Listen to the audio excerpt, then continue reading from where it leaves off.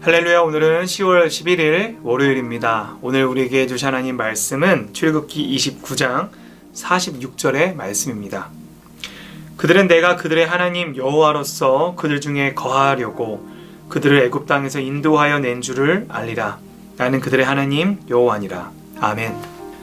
출애굽기를 보다 보면 하나님께서 이스라엘 백성에게 말씀하시는 것들 중에 여러 번 반복하는 단어들이 나오는데 그 중에 하나가 바로 이 거룩이라고 하는 단어입니다.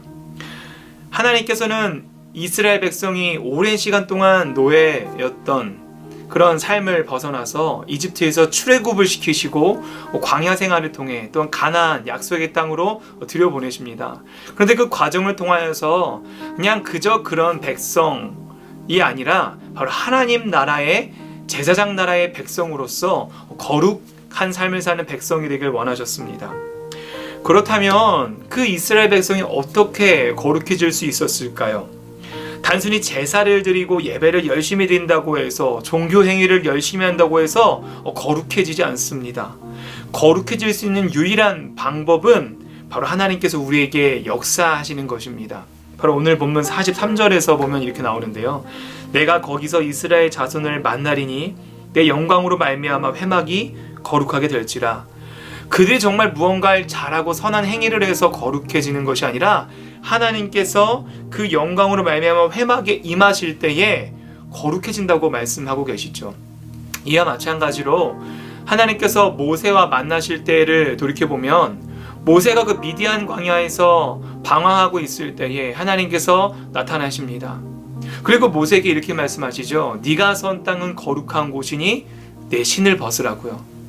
하지만 성경 어디에도 그 미디안 광야는 거룩한 곳이었다, 예배가 드려진 곳이었다, 제사가 행해지던 곳이었다라는 말이 나오지 않습니다. 그냥 황무지였습니다. 광야였습니다. 하지만 그 척박한 황무지 가운데 하나님께서 나타나시고 역사하시자 그 미디안 광야, 그 땅이 거룩한 땅이 된 것이지요. 하나님은 이스라엘 백성을 이집트에서 출애굽시키신 이후에 광야 생활을 통해 이스라엘 백성을 훈련시키십니다. 그 이유는 오랜 시간 애굽에서 노예 생활에 길들여져 있던 이스라엘 백성이 하나님 나라의 백성으로 변화되길 원하셨기 때문이죠. 그래서 이스라엘 백성에게 40년이라는 광야 생활을 통해 하나님 나라의 가치관이 무엇인지, 무엇이 옳고 그른지에 대해서 알려주시는데 우리는 그것을 율법이라고 말하기도 합니다. 우리는 율법 하면은 매우 딱딱하고 어렵고 옛날 법이고 또 우리에게 족쇄를 채우는 듯한 그런 느낌을 주기도 합니다. 하지만 율법의 본래 목적은 그렇지 않았습니다. 오늘 출애굽기 29장 46절의 말씀을 보면 하나님께서 그 이스라엘 백성들을 출애굽시킨 목적이 나오는데 이 출애굽 사건이라 함은 그냥 한 사건 정도로 국한되는 것이 아니라 신약에서는 하나님께서 우리를 구원해 주신 그 구원의 사건과 맞먹을 정도의 아주 중요한 사건이었습니다.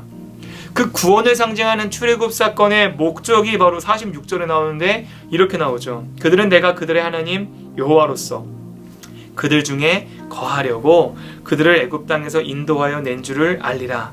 나는 그들의 하나님 여호와니라. 여러분, 왜 하나님께서 이스라엘 백성을 출애굽시키셨다고요? 그 엄청난 거창한 이유가 아니라 바로 하나님께서 그 이스라엘 백성 중에 거하고 싶으셔서 그들을 구해내셨다고 합니다. 근데 하나님께서 그 이스라엘 백성에게 거하는 데 있어서는 그냥 되는 일이 아니었습니다. 거룩하신 하나님께서 우리가 그 이스라엘 백성이 정결한 상태였다면 역사하시는데 문제가 없었겠지만 만약에 어떤 이유들로 인해서 그들의 정결이 깨어지고 부정한 상태가 됐다면 하나님께서 그 이스라엘 백성에게 역사하시게 되면 그 부정한 상태인 이스라엘 백성을 모두 죽어버릴 수 있기 때문입니다. 만약에 우리가 부정한 상태인데 하나님 오늘 우리에게 임재해 주십시오 라고 기도해서 정말 하나님께서 임재하신다면 우리는 죽어버릴 수 있다는 거죠. 이것이 성경 속에 바로 거룩과 정결, 부정함의 법칙입니다. 정결할 때는 거룩함이 임하면 거룩하게 되지만 부정할 때 거룩이 임하면 부정이 깨지게 돼버리는 것이죠. 그래서 구약에서는 하나님의 임재를 구하는 기도는 매우 살떨리는 기도였습니다. 목숨을 내어놓고 하는 기도였습니다. 내가 비록 정결을 회복했다 할지라도 무의식 중에 부지 중에 내가 지은 죄로 인해서 부정해지지 않았을까라는 걱정 때문에 하나님께 임재를 구하는 기도를 잘하지 못했던 것이 바로 구약 시대였습니다. 여러분, 그렇다면 어떤 이유로 우리가 부정하게 되었을 때 다시 정결함을 회복할 수 있는 방법이 무엇이었을까요? 하나님께서 이스라엘 백성에게 그 방법을 알려주지 않으셨을까요? 네, 바로 알려주셨습니다. 그 방법이 바로 제사였습니다. 하나님께서 이스라엘 백성이 그 부정에 졌을지라도 그 제사를 통해서 다시 정결을 회복하고 하나님께서 그들 가운데 거하시고 그들이 거룩해지길 원하셨습니다. 그래서 오늘 본문은 그 제사를 드리는 제사장을 위임하는 제사장 위임식에 대한 본문인 것이지요. 사랑하는 성도 여러분, 하나님께서 우리에게 율법을 주신 목적은 우리를 올가매기 위함이 아닙니다.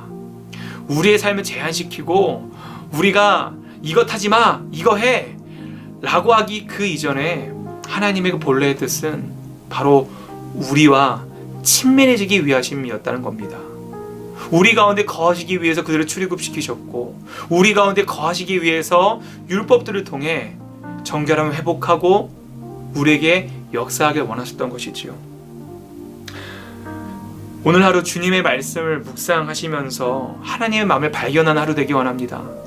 그 하나님의 마음을 발견하고 말씀을 통하여 우리의 마음이 정결하여져서 하나님의 임재를 통해 그 거룩한 은혜를 경험하며 살아가는 신내교회 성도 되시길 주님의 이름으로 축원합니다. 기도하겠습니다. 하늘에 계신 우리 아버지여, 이름이 거룩히 여김을 받으시오며 나라가 임하시오며 뜻이 하늘에서 이루어진 것 같이 땅에서도 이루어지이다. 오늘 우리에게 일용할 양식을 주시옵고 우리가 우리에게 죄 지은 자를 사하여 준 것 같이 우리의 죄를 사하여 주시옵고 우리를 시험에 들게 하지 마시옵고 다만 악에서 구하시옵소서. 나라와 권세와 영광이 아버지께 영원히 있사옵나이다. 아멘.